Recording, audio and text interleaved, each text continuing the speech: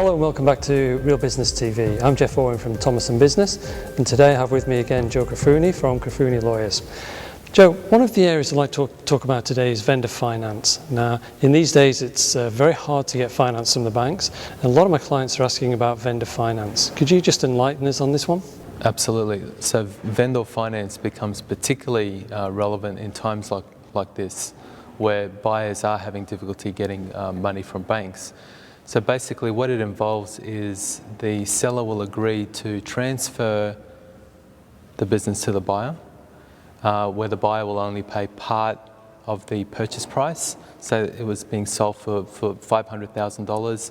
The buyer would pay part of it, say $300,000, and then $200,000 will be paid after settlement, after the business is transferred to the buyer. So it's almost like a loan for part of the for the sale price. Mm-hmm. But the seller does get paid the funds in the transaction? Look, well, you hope so, and there's no guarantee, and that's obviously why a seller will want to take some sort of security for the vendor finance. So they'll take say a mortgage over the equipment, the lease, charge over the company, so that if the buyer doesn't pay the money, they can take back the business and run it or sell it. And could this also be under the assets, the house of the purchaser as well? Possibly. I mean, if the seller wanted to be quite aggressive or maximise the chance of getting paid, then absolutely. If they can convince the buyer to give them a mortgage over their house, well, that's all the better for the seller, but obviously a greater risk for the buyer. And how do we formalise this in the contract? Look, for simple or small amounts of vendor finance, it can be dealt with in the actual sale agreement itself, the sale contract. But in my experiences, once it involves a larger amount of money, it's often dealt with in a separate agreement called a vendor finance agreement, simply because there are more issues that need to be dealt with. Mm-hmm.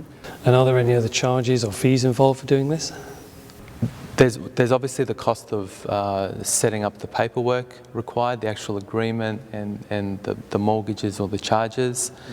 Mm-hmm. So there is a cost, the solicitor's cost of preparing it, and there may also be a cost of registering that security, and it's often the buyer that will pay for it. Okay. Yeah, not always, but often. Interesting topic. So thanks for being with us again, Joe. And where can we find out some more details about this topic? Look, buyers of businesses can visit my website, klaw.com.au. Good. And now for this month's featured business. This cafe, restaurant and takeaway is one of the best we've seen. A superb location, great fit out and kitchen, regular customers and room to grow. Currently run under management, this business would ideally suit an owner-operator or family unit. With 3 separate areas including an alfresco veranda, secure lease at a major shopping centre location, and an asking price of $200,000 plus stock, this is an opportunity not to miss. And what a lovely business that was.